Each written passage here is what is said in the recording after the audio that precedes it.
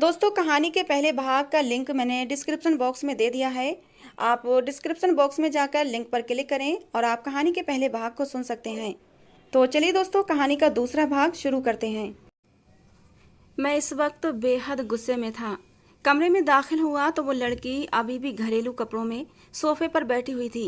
मैंने कमरे में दाखिल होते ही कहा, अपने कपड़े उतारो, और हाथ में पकड़ा हुआ एक खूबसूरत सा ड्रेस उसे दिया था। मैंने कहा, जाओ ये पहन कर आओ। मेरी बात सुनकर वो वहीं बैठी रही, टस से मस ना हुई थी। मैं गुस्से से उसके करीब गया, उससे कहा, तुम्हें सुनाई नहीं दे रहा कि मैं क्या कह रहा हूँ? कहने लगी, मैं तुम्हारे हुक्म की गुलाम नहीं हूँ। उसकी बात ने तो मेरे गुस्से को और भी भड़का दिया था। मैंने कहा, इसे पहन कर आओ, समझ नहीं आता तुम्हें? कहने लगी, तुम मुझसे बदला लेना चाहते हो ना? मैंने कहा, हाँ। कहने लगी, मैं जानता हूँ तुम मुझे बर्बाद किए बिना छोड़ोगे नहीं, लेकिन मैं गुनाह नहीं कर सकती। ऐसा करो, जितने दिन तुम मुझसे बदला लेना चाहते हो उतने दिन के लिए मुझसे निकाह कर लो, और जब तुम्हारा बदला पूरा हो जाए तो मुझे छोड़ देना। ये सुनकर मैं हैरान हुआ था। वो कहने लगी, मैं तुम्हारे साथ गुनाह नहीं करना चाहती। ये कहकर वो रोने लगी थी। फिर से बोली, बस मेरी आखिरी आरजू पूरी कर दो। कम से कम हमारे बीच जो कुछ भी होगा वो जायज होगा, गुनाह नहीं होगा। उसके बाद बदला पूरा होते ही तुम मुझे छोड़ देना, मैं कुछ नहीं कहूँगी। मैं उसकी बात सुनकर सोच में पड़ गया था। शायद वो लड़की ठीक कह रही थी। मैं शायद इसीलिए उसके पास नहीं आ पा रहा था, क्योंकि मेरे अंदर भी कहीं ना कहीं इस गुनाह का डर बैठा हुआ था। लेकिन ये बात जब मैंने अपने बाबा से कही तो वो हत्थे से उखड़ गए। कहने लगे, तुम पागल हो गए हो? दुश्मन कबीले की लड़की से शादी करोगे, उसे बीवी बनाओगे? मैंने कहा, बाबा साईं, बस 2 दिन की बात है। वो कहने लगे, 2 दिन भी क्यों? क्यों हम उसे इज्जत दें? मैंने कहा, इसलिए कि मैं बिना शादी के उसे छू नहीं सकता। मुझसे ये नहीं हो पा रहा। जब भी उसके पास जाता हूँ तो गुनाह का डर मुझे जीने नहीं देता। कल शराब भी पी थी, फिर भी मैं उस लड़की को हाथ भी नहीं लगा पा रहा। मेरी बात सुनकर मेरा बाप मेरे बड़े भाई से कहने लगा, दिलावर, तुम जाओ उस लड़की के पास। उस लड़की के बारे में शाहजेब से उम्मीद रखकर मैंने गलती की है। ये सुनना था कि मेरा दिल धड़क उठा था। मैं नहीं जानता कि क्यों, लेकिन मैं नहीं चाहता था उस लड़की के कमरे में मेरा भाई दिलावर जाए और उसके साथ जबरदस्ती जुल्म करे। मैं फौरन से लॉन्च के सोफे से खड़ा होकर अपने बड़े भाई दिलावर के सामने आकर खड़ा हो गया। मैंने कहा, दिलावर भाई, तुम उसके कमरे में नहीं जाओगे। मेरी बात सुनकर उसका गुस्से के मारे बुरा हाल हुआ था। गुस्से के मारे वो मुझ पर चीखने लगा। उसकी आवाज़ पूरे हॉल में गूंज रही थी, लेकिन मुझे दिलावर भाई के गुस्से की परवाह नहीं थी। हालांकि मैं जानता था दिलावर भाई का गुस्सा किसी पागल जानवर से कम नहीं होता है, फिर भी मैं उसके सामने तनकर खड़ा हो गया था। ये देखकर मेरा बाप कहने लगा, वो क्यों नहीं जाएगा? शाहजेब, तुम्हें हुआ क्या है? अपने बाप के सवाल का जवाब तो मैं भी नहीं जानता था। मैंने कहा, बाबा साईं, आप मान क्यों नहीं जाते? मैं उसे 2 दिन बाद तलाक दे दूंगा, लेकिन मेरे अलावा उसे कोई छुएगा भी नहीं, वरना मुझसे बुरा कोई नहीं होगा। मैंने ये बात दिलावर भाई को घूरते हुए कही थी। मेरा बाप नहीं माना, लेकिन उसके बाद जो बात मेरे बाप ने कही, मेरे होश उड़ गए थे। कहने लगे, उस लड़की के पास बदला लेने फिर मैं खुद जाऊंगा और तुम मुझे रोक नहीं सकते। देखता हूँ मुझे तुम कैसे रोकते हो। ये सुनना था कि मैं अंदर से कांप कर रह गया था। मैं नहीं चाहता था कि ऐसा कुछ हो, इसलिए लॉन्ज में लटकी बंदूक उतारी और अपने बड़े भाई के 2 साला बेटे को गोद में लेकर उस पर तान दी, जो लॉन्ज में ही खिलौनों से खेल रहा था। मेरे बाप की अपने पोते में जान बसती थी। मुझे पता था कि मेरे बाप का ये सबसे कमज़ोर हथियार है। ये देखकर सब लोग हक्का बक्का हुए थे। शायद उन्हें मुझसे ये उम्मीद नहीं थी, क्योंकि अपने भतीजे में जान तो मेरी भी बसती थी। मेरे बाबा कहने लगे, लड़के, क्या तुम पागल हो गए हो? दुश्मन कबीले की लड़की की खातिर तुम अपने सगे भतीजे को मार डालोगे? ये बात तो मैं भी नहीं जानता था कि मुझे हो क्या गया है। खैर, शोर सुनकर औरतें भी बाहर निकल आई थीं, और भाभी ने जब अपने बेटे को मेरी गोद में देखा और उस पर तनी बंदूक देखी तो हैरत से मुंह फाड़े मुझे देखने लगीं। भाभी कहने लगी, ये क्या कर रहे हो शाहजेब? एक लड़की की खातिर तुम अपने सगे भतीजे को मारना चाहते हो? मैंने कहा कि मैं कोई गलत और नाजायज बात नहीं कर रहा हूँ। मेरे बाबा मुझे गुस्से से घूर घूर कर देखने लगे। कहने लगे, ठीक है, कर लो शादी, लेकिन मेरी एक बात याद रखना, 2 दिन बाद तुम उसे तलाक जरूर दोगे। मैंने कोई जवाब नहीं दिया। खैर, मेरा निकाह सायमा से हो गया था। उस लड़की का नाम सायमा था, ये मुझे निकाह के वक्त ही मालूम हुआ था। निकाह के बाद जब मैं कमरे में आया तो वो बिल्कुल बुत बनी पत्थर की तरह बैठी हुई थी, लेकिन इस बार मैं भी किसी भी उलझन का शिकार नहीं था और ना ही मुझे किसी गुनाह का डर था। सादगी में भी वो कयामत ढा रही थी। मेरी नज़रें उस पर बेबाकी से उठ रही थीं, क्योंकि ये बेबाकी भी मेरे लिए अब मेरे हक में थी। वो मेरी बीवी बन चुकी थी। मुझे इजाज़त थी, जैसे चाहता उसे देखता, जैसे चाहता उसे छूकर उसे प्यार करता। लेकिन वो बहुत उदास थी। अब भी उसकी आंखों में आंसू झिलमिला रहे थे, लेकिन अब मुझे परवाह नहीं थी। मैं तो उसमें खो जाना चाहता था। मैंने अपने हाथों को उसके हाथों पर लगाया, जो बर्फ की तरह ठंडे थे। मैंने अपने हाथों की गर्मी से उसके हाथों को गर्म करना चाहा। मैंने महसूस किया कि उसके हाथ कांप रहे थे, लेकिन मेरी मजबूत पकड़ में आ चुके थे। शायद मेरी बेबाक और गुस्ताख नज़रों से वो नर्वस हो रही थी, घबरा रही थी। मैंने उसके माथे को चूम लिया था। वो एकदम से पीछे हटने लगी। मैंने कहा, अब क्यों ऐतराज है तुम्हें? तुम निकाह करना चाहती थी, मैंने कर लिया। मुझे अब अपने करीब आने से मत रोकना। बस एक रात ने जैसे मेरी दुनिया को बदल कर रख दिया था, और शायद उसे भी अपनी शर्त याद थी, इसलिए फिर उसने मुझे रोका नहीं था। धीरे धीरे मैं उसको अपनी बाहों में समेटता चला गया था और उसमें खो गया था। ये रात मेरी ज़िंदगी की एक हसीन रात थी। हालांकि इससे पहले भी मेरी ज़िंदगी में लड़कियां आई थीं, लेकिन उन लड़कियों के साथ मैंने कभी भी हद पार नहीं की थी। और जो बात मेरी बीवी बनकर सायमा में थी, और जो अंदरूनी खुशी मुझे सायमा की संगत में मिली थी, वो किसी और लड़की की संगत में नहीं मिली थी। मैंने उसे बीवी होने का हक जरूर दिया था, लेकिन वैसे नहीं जैसे मेरे घर वाले चाहते थे। बिल्कुल वैसे जैसे कि एक बीवी को उसका हक उसका शौहर देता है। मैंने उसके साथ बहुत ही प्यार और नरमी वाला बर्ताव रखा था। उसे प्यार दिया था, उसे मोहब्बत दी थी। इस एक रात में मेरे दिल में उसकी मोहब्बत इस कदर बढ़ गई थी, लगता था ये पूरी जिंदगी उसके साथ गुजार लूं तब भी कम है। मैं बहुत ही सुकून से सोया था। मेरे दिल में अब किसी बात का कोई डर नहीं था, वरना गुनाह करने के बाद इंसान में एक बेचैनी सी छा जाती है। लेकिन ने कहा, सब कुछ जायज कर देता है। शायद शादी का बंधन ही ऐसा होता है। सुबह मेरी आंख सायमा की सिसकियों पर खुली थी। मैंने उसे देखा तो वो रोए जा रही थी। ये देखकर मुझे उस पर गुस्सा सा आने लगा था। मैंने कहा, अब किस चीज़ का रोना है तुम्हें? बताओ मुझे। मैंने तुम्हारे साथ ऐसा कुछ नहीं किया है जैसा कि तुम्हारे कजिन ने उस मासूम लड़की के साथ किया था। सायमा कहने लगी, लेकिन मेरा कोई कसूर नहीं था। मैंने कहा, तुमने निकाह के लिए खुद कहा था, अपनी मर्जी से ये शादी की है। वो कहने लगी, तुमने कोई दूसरा रास्ता भी तो नहीं छोड़ा था। मुझे अब उस पर फिर से गुस्सा आने लगा था। मैंने इतने प्यार से उसके साथ रात गुजारी थी, अपनी सारी मोहब्बतें उस पर लुटाने की कोशिश की थी। उसे फूलों की तरह छुआ था कि कहीं से वो मुरझा न जाए। कोई भी सख्ती नहीं की थी उस पर, उसे ये सब नज़र नहीं आया था। मैंने उसे कहा कि जाओ नहा कर आओ। रो रो कर खुद को हल्कान करने की ज़रूरत नहीं है। जो हो गया उसे बदला नहीं जा सकता। मेरे कहने पर वो फ़ौरन से वॉशरूम में चली गई थी। नहा धोकर वो और भी खिले गुलाब की तरह निखरी निखरी लग रही थी। जी चाहा एक बार उसे फिर से प्यार कर लूं, लेकिन इस समय वो बहुत ज़्यादा अपसेट लग रही थी, इसलिए जल्दी ही मैंने अपनी नज़रें बदल ली थी। मैं खुद भी नहा धोकर कपड़े पहनकर बाहर आया था। सायमा का हाथ थामे मैं बाहर तक आया था। मेरे घर वाले इस वक्त बाहर लॉन्ज में ही बैठे थे। मैंने अपने बाबा को सलाम किया। उन्होंने बेरुखी से मुझे जवाब दिया था। फिर कहने लगे, इस लड़की को कमरे में ही रहने दो, इसका खाना पीना हम वहीं भिजवा देंगे।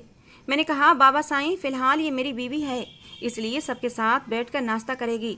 मैंने उसके सामने कुर्सी खींचकर उसे बैठने का इशारा किया था। वो खामोशी से बैठ गई, लेकिन मेरे बाबा मुझे घूरे जा रहे थे। मैंने खुद सायमा की प्लेट में नाश्ता डाल कर दिया था। दिलावर भाई भी मुझे गुस्से से देख रहा था। मेरी माँ भी खामोश थी। सायमा चुपचाप नाश्ता करने लगी, लेकिन मेरे बाबा ने एक लुकमा भी नहीं खाया था, बस मुझे गुस्से से देखे जा रहे थे।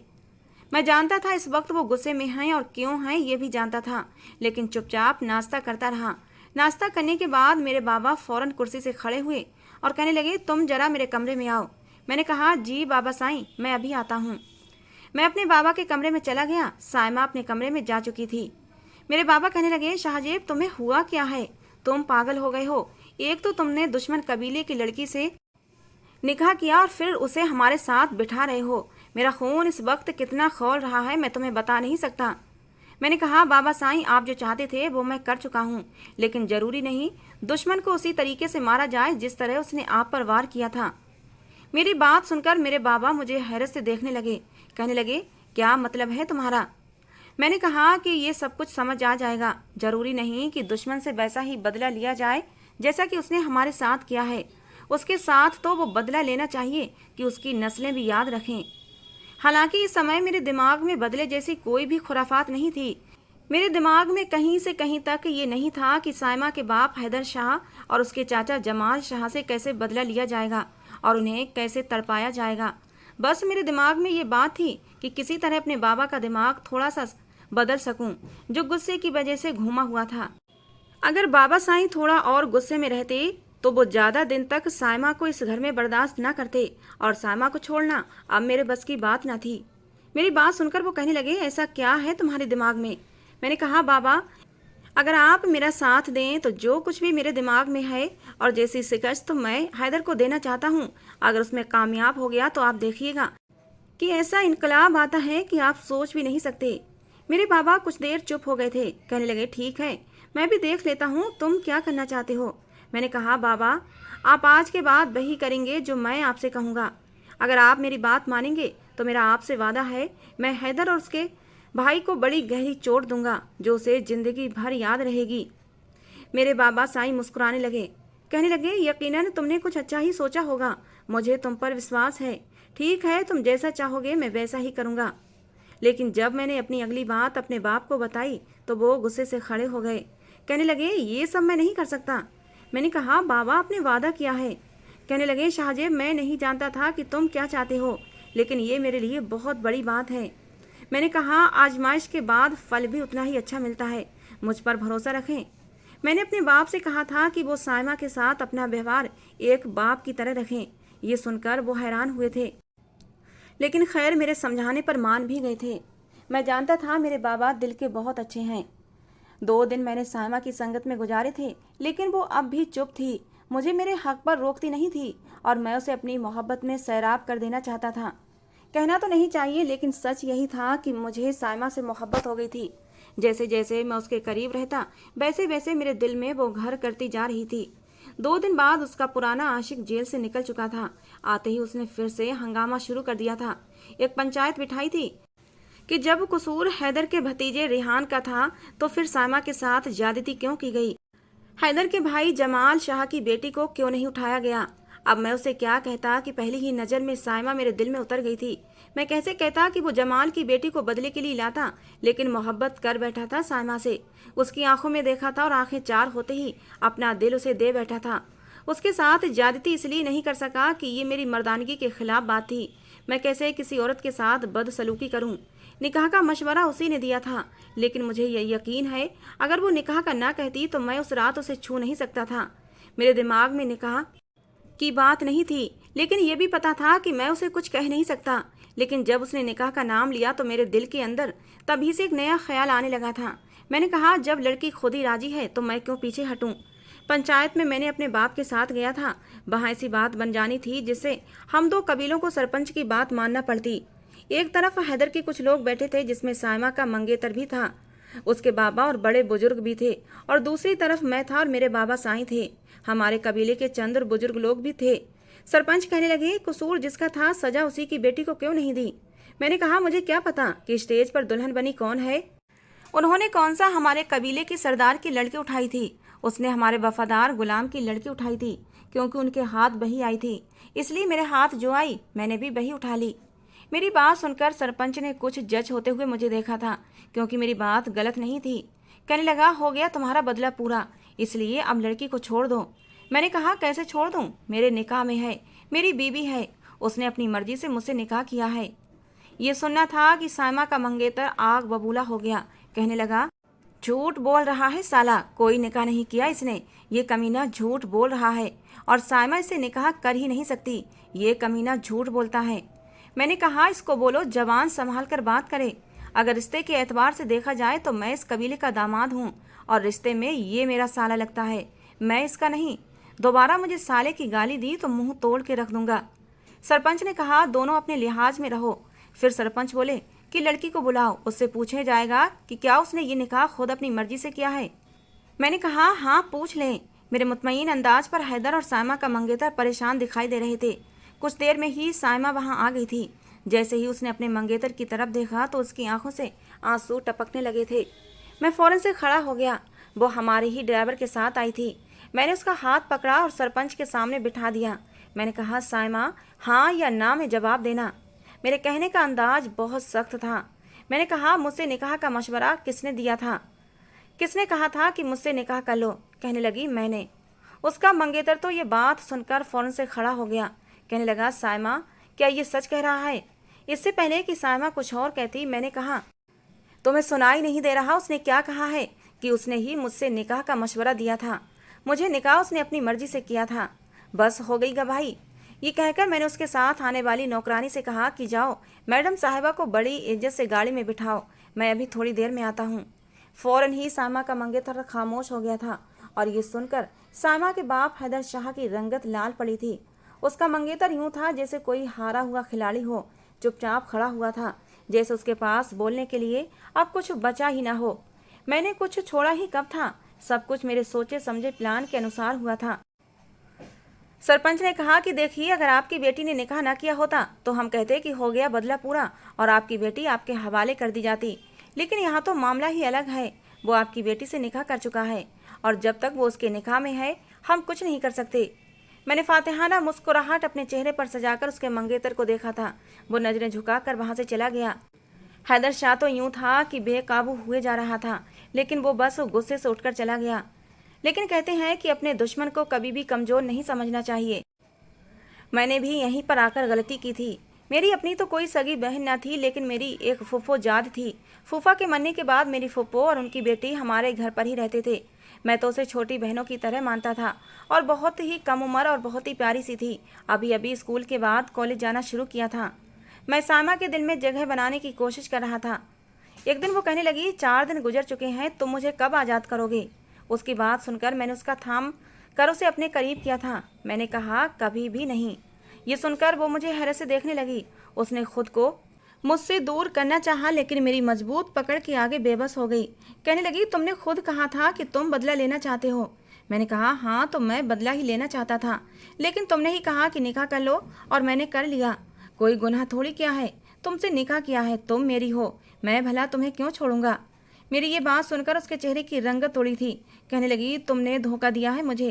3 दिन की सजा काफ़ी नहीं थी कि मेरे लिए तुम हमेशा के लिए मुझे इस घर की सजा देना चाहते हो? उसकी बात सुनकर मैं तब के रह गया था। मैंने कहा, सजा? कैसी सजा? मैं 4 दिन से तुमसे मोहब्बत कर रहा हूँ और आगे भी मेरा सिर्फ तुमसे मोहब्बत करने का इरादा है। मैंने तुम्हें कोई सजा नहीं दी है, एक पल के लिए भी नहीं दी। उसने अपना आप मुझसे छुड़वाया था। कहने लगी, धोखेबाज हो तुम। तुमने कहा था 3 दिन बाद तुम मुझे छोड़ दोगे, तुम्हारा बदला पूरा हो जाएगा। मैंने तो सिर्फ गुनाह से बचने के लिए निकाह किया था। मैंने कहा, तुमने अपनी रजामंदी से निकाह किया था और निकाह के लिए रजामंदी होना ही काफ़ी होता है। मैं तुम्हें किसी सूरत नहीं छोड़ सकता। वो कहने लगी, 4 दिन मेरे साथ ज्यादती करके चैन नहीं मिला। मैंने कहा, मैंने तुमसे कोई भी बदला नहीं लिया। जाकर आईना देखो, मेरी संगत में रहकर पहले से ज़्यादा हसीन हो गई हो। मेरे शौक जुमले पर वो तिल मिलाकर रह गई थी। कहने लगी, मुझे तलाक चाहिए, अभी के अभी मुझे तलाक दो। मैंने कहा, बेगैरत नहीं हूँ कि अपनी बीवी को छोड़ दूँ। हमारी बीवी हमारी गैरत होती है और अब तुम मेरी इज्जत और गैरत हो। हम पठान मर जाते हैं या मार देते हैं, लेकिन अपनी इज्जत अपनी गैरत नहीं छोड़ते। वो कहने लगी, शर्म नहीं आती? सरदार के बेटे होकर अपनी जबान और बात पर कायम नहीं हो। तुम मुझे मेरी शादी वाले दिन किस लिए उठाकर लाए थे? क्या मैं किसी की इज्जत और गैरत नहीं थी? और उस वक्त तुम मुझे उठाकर लेकर आए थे और मेरे साथ गुनाह भी करना चाहते थे, सिर्फ बदला लेने के लिए। औरत क्या सिर्फ उस वक्त तक तुम पठानों की इज्जत और गैरत होती है जब तक वो तुम्हारी बीवी ना हो? क्या बिना निकाह की औरत तुम्हारी नज़र में कोई इज्जत और एहतराम नहीं रखती? वो बहुत गुस्से में आ चुकी थी। कहने लगी, शाहजेब, अपना वादा पूरा करो, अपने कौल की पासदारी करो। तुमने 3 दिन का कहा था, मैंने खामोशी से अजियत काट ली है। मुझे तलाक देकर मुझे आज़ाद करो, तुम्हारा बदला पूरा हो चुका है। मैंने उसकी बात का जवाब नहीं दिया, बस यही कहा कि भूल जाओ तलाक को, जो मैं तुम्हें कभी नहीं दूंगा। ये कहकर मैंने तकिया सही किया और सो गया।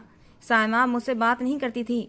मैंने भी कुछ दिन के लिए उसको उसके हाल पर छोड़ दिया था कि वो खुद ही हमारे रिश्ते की नजाकत को समझ जाएगी और ठीक हो जाएगी। लेकिन चौथे दिन ही मेरा दिल उसके लिए मचलने लगा था। मैं उसके बिना ज़्यादा दिन रह नहीं सकता था और जैसे ही मैं उसके करीब होने लगा, उसने मेरा हाथ पीछे झटका था। कहने लगी, दूर रहो मुझसे, तुमने धोखा दिया है मुझे, मैं तुम्हें कभी भी माफ़ नहीं करूँगी। और मेरी एक बात याद रखना, मेरे दिल में कल भी मेरा मंगेतर रेहान था और आज भी रेहान है। मैंने सिर्फ उसे मोहब्बत की है, तुम मेरे दिल में कहीं भी नहीं हो। ये सुनना था कि मेरे तन बदन में आग सी लग गई थी। वो कहने लगी, क्या समझते हो तुम मुझसे जबरदस्ती करोगे और समझोगे कि मैं तुमसे मोहब्बत करने लगूंगी? मैंने कभी दिल से तुम्हारे साथ कोई रिश्ता नहीं बनाया। इस रिश्ते को हमेशा सजा समझकर भुगता है। तुम एक औरत की तकलीफ का अंदाजा ही नहीं लगा सकते। तुम्हारी संगत मुझे तकलीफ देती है, इसके अलावा कुछ नहीं। तुमसे अच्छा तो मेरा पागल कजिन था, जिसने सिर्फ 3 दिन बाद तुम्हारी उस गुलाम की बेटी को छोड़ दिया था। उसकी जिंदगी मेरी तरह जहन्नम बनाकर नहीं रखी थी। उसकी बात सुनकर तो मेरा जी चाहा उसके मुंह पर थप्पड़ दे मारूं। मैंने उसको बाजू से पकड़ा और रात को ही उसे अपने साथ गुलाम मंसूर के घर ले गया। उसकी बेटी जिस कमरे में थी वहां बाहर से ताला लगा हुआ था। गुलाम मंसूर मुझे देखकर हैरान था। मेरे साथ साइमा को देखकर उसके माथे पर बल भी पड़े थे। कहने लगा, साहब जी, आप इस लड़की को मेरे घर क्यों लेकर आए हैं? इसके चाचा ने अच्छा नहीं किया था मेरी बेटी के साथ। मैंने कहा कि तुम ये कमरा खोलो, इसे कुछ दिखाना चाहता हूँ, इसकी अकल ठिकाने लगानी है। कहने लगा कि रहने दे साहब जी, इन अमीर लोगों को फर्क नहीं पड़ता। अपनी लड़ाई में ये गरीबों को अपने पैरों से चींटी की तरह मसल कर आगे निकल जाते हैं। और वैसे भी मेरी बच्ची पागल हो चुकी है। अगर मैंने दरवाज़ा खोला तो उसके हाथ में जो आएगा वो मार देगी। साहब जी, मैं नहीं चाहता मेरी बेटी आपके साथ कोई बदतमीजी करे। मैंने कहा, गुलाम मंसूर, चाबी दो। खैर, उसने मुझे चाबी दे दी। मैंने ये बात नोट की थी कि साइमा बहुत घबराई हुई थी। मैंने कमरे का ताला खोला और साइमा का हाथ पकड़कर उसको अंदर ले गया। मरीना बिखरे बालों के साथ कमरे के कोने में बैठी थी। मुझे देखते ही दीवार में घुसने की कोशिश करने लगी। कहने लगी, छूना नहीं मुझे मत छूना। मैंने तुम्हारा कुछ नहीं बिगाड़ा। देखो, मेरे पास मत आना। उसके पिछले जख्म भी अभी तक भरे नहीं थे। फिर उसने अपनी आस्तीन बाजू से ऊपर की। वहां पर दांतों के निशान देखकर साइमा ने अपनी आंखें मींच ली थीं। मरीना कहने लगी, ये देखो, अभी तक इससे खून रिश्ता है, अभी तक मुझे दर्द होता है। उसने अपने गले के पास सिगरेट का बुझा हुआ निशान दिखाया था। काफी गहरा जख्म था। कहने लगी, ये देखो, बहुत दर्द होता है। जब अम्मा दवा लगाती हैं तो बहुत दर्द होता है। मुझे बहुत जलता है। खुदा के लिए मेरे पास मत आना। मैंने तुम्हारा कुछ नहीं बिगाड़ा था, तुम्हें कोई तकलीफ नहीं दी थी। उसकी हालत देखकर मेरी आंखें नम हुई थीं और साइमा भी आंसू बहा रही थी। मैं अगले ही पल साइमा का हाथ पकड़कर उसे बाहर ले आया। मैंने कहा, बताओ मुझे, कौन है इस हालत में, तुम या फिर मरीना? वो चुप हो गई, लेकिन जो बातें उसने मुझसे कही थी मेरे दिल में किसी खंजर की तरह से चुभ गई थीं। उसके बाद मैं उसके करीब नहीं आया था, लेकिन उसकी तबीयत तो कुछ दिनों से ख़राब रहने लगी थी। मैं उसे डॉक्टर के पास लेकर गया तो डॉक्टर ने मुझे खुशखबरी सुनाई, जिसे सुनकर मेरा बाप और मेरे घर वाले भी खुश हो गए थे। लेकिन साइमा चुप थी। मैंने कहा, मेरे साथ नहीं रहना चाहती? ठीक है, तुम्हें मेरी मोहब्बत अजियत देती है, चलो वो भी ठीक है। तुम मेरा वारिस मेरे हवाले कर देना, मैं तुम्हें छोड़ दूंगा। तुम्हारी मोहब्बत अगर सच्ची हुई तो तुम्हारा मंगेतर तुम्हें अपना लेगा। 9 महीने मैंने बड़ी खामोशी से गुजारे थे, लेकिन साइमा का बहुत ख्याल भी रखा था। साइमा ने एक बेटे को जन्म दिया था और अपने बेटे को पाकर जिस दिन मैंने साइमा को छोड़ना था, मैंने रेहान का नंबर अपने मोबाइल पर मिलाकर साइमा को दिया।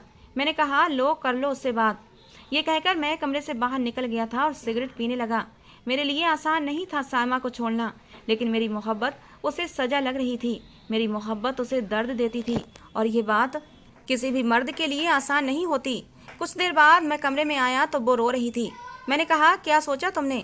कहने लगी, वो कल मुझे इस कबीले से बाहर बुला रहा है, वहाँ से वो मुझे अपने कबीले में ले जाएगा। मैंने कहा, ठीक है, मैं तुम्हें कल इस कबीले से बाहर हिफाजत के साथ छोड़ दूंगा। चली जाना अपनी मोहब्बत के साथ और हमेशा खुश रहना। मेरा बेटा बेड के बीचों बीच लेटा था, अचानक से रोने लगा। साइमा फौरन से उसकी तरफ लपकी थी, लेकिन इससे पहले कि वो बच्चे को उठाती, मैंने फौरन से अपने बेटे को उठा लिया, उसको अपने सीने से लगाकर चुप कराने लगा। वो कहने लगी, लाओ ये मुझे दो, आपसे चुप नहीं होगा। बच्चा माँ के पास ही आकर चुप होता है, खुदा का निजाम है। मैंने कहा, कल भी इसे मैंने ही संभालना है, बेहतर है आज ही से इसे मेरे हाथों की आदत हो जाएगी।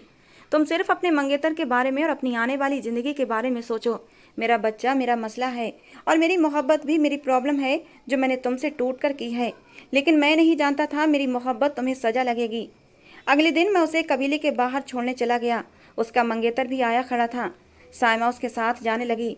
मैं वहीं खड़ा था, सोचा था जब वो चली जाएगी, मेरी आंखों से ओझल हो जाएगी, तब मैं वापस पलट जाऊंगा। उससे कह चुका था कि उसे जल्द से जल्द तलाक भी दे दूंगा, लेकिन वो बार बार पलटकर मुझे ही देखे जा रही थी और अगले ही पल उसने अपने मंगेतर का हाथ छुड़ाया और भागकर मेरे पास आकर मेरे गले लग गई। रो रही थी और अपने बहते आंसू मेरी शर्ट से रगड़ रही थी। कहने लगी, मैं तुम्हारे बगैर नहीं रह सकती, ना चाहते हुए भी मैं तुमसे मोहब्बत करने लगी हूँ। तुमने वाकई मेरे साथ वो सब नहीं किया जो मरीना के साथ हुआ है। तुमने मुझे कोई सजा नहीं दी। मैं अपने बच्चे के बगैर भी नहीं रह सकती। शाहजेब, मेरा परिवार तुमसे है, तुमसे दूर होकर नहीं। उसका मंगेतर दूर से ये सब कुछ देख रहा था, फिर खामोशी से अकेला ही वापस चला गया। उस दिन मेरी जीत हुई थी। मेरे बाबा के नज़दीक अब इस लड़ाई का कोई भी फायदा नहीं था। मैंने पंचायत में बात रखी कि हम हैदर शाह के कबीले से सुलह करना चाहते हैं। हम चाहते हैं कि इस लड़ाई को ख़त्म कर दिया जाए। उनकी बेटी हमारे घर पर है और मैं अपने कजन की शादी हैदर के बेटे से करके इस लड़ाई को ख़त्म करके रिश्तेदारी में बदलना चाहता हूँ। कबीले की नफरतों को ख़त्म करना चाहता हूँ। सरपंच मेरी बात सुनकर खुश हुआ था और सायमा भी कहने लगी, आपके इस फैसले ने मेरी नज़र में आपकी इज्जत को और भी बढ़ा दिया है। पंचायत में सायमा भी मेरे साथ थी। कहने लगी, मैं भी कुछ कहना चाहती हूँ। पंचायत ने उसे भी बोलने का हक दिया। सायमा अपने मंगेतर के पास बढ़ी और कहने लगी, रेहान, मैं मानती हूँ मैं तुमसे मोहब्बत करती थी और तुम भी मुझसे मोहब्बत का दम भरते थे, लेकिन रेहान, ये तुम्हारी कैसी मोहब्बत थी कि तुमने मरीना की ज़िंदगी बर्बाद करने से पहले मेरे बारे में ना सोचा और ना ही उस लड़के के बारे में सोचा। तुमने उसकी ज़िंदगी बर्बाद कर दी। उसकी हालत देखी है तुमने। किसी के भी आंखों में आंसू आ जाएंगे। अगर तुम्हें मुझसे मोहब्बत थी तो तुम किसी दूसरी लड़की की तरफ आंख उठाकर भी नहीं देखते, लेकिन तुमने मरीना के साथ जुल्म करते हुए एक बार भी नहीं सोचा कि तुम मुझसे मोहब्बत करते हो और मेरे साथ नाइंसाफ़ी कर रहे हो। सायमा की बात सुनकर रेहान की नज़रें झुक गई थीं। सायमा कहने लगी, रेहान, अगर तुम्हारे अंदर जरा सी भी इंसानियत बची है तो तुम मरीना से निकाह कर लो। मुझे विश्वास है कि तुम उसे प्यार दोगे तो मरीना धीरे धीरे ज़िंदगी की राह पर लौट आएगी। पंचायत का भी यही फैसला हुआ कि रेहान ने मरीना के साथ गलत किया था और उसे मरीना से निकाह करना चाहिए। उसी पंचायत में मरीना और रेहान का निकाह कर दिया गया था। मरीना की हालत अब भी पूरी तरह ठीक नहीं थी। अब भी वो बहुत ज़्यादा डरी और सहमी हुई थी। यहाँ तक कि रेहान को देखकर तो वो और भी ज़्यादा डर गई थी।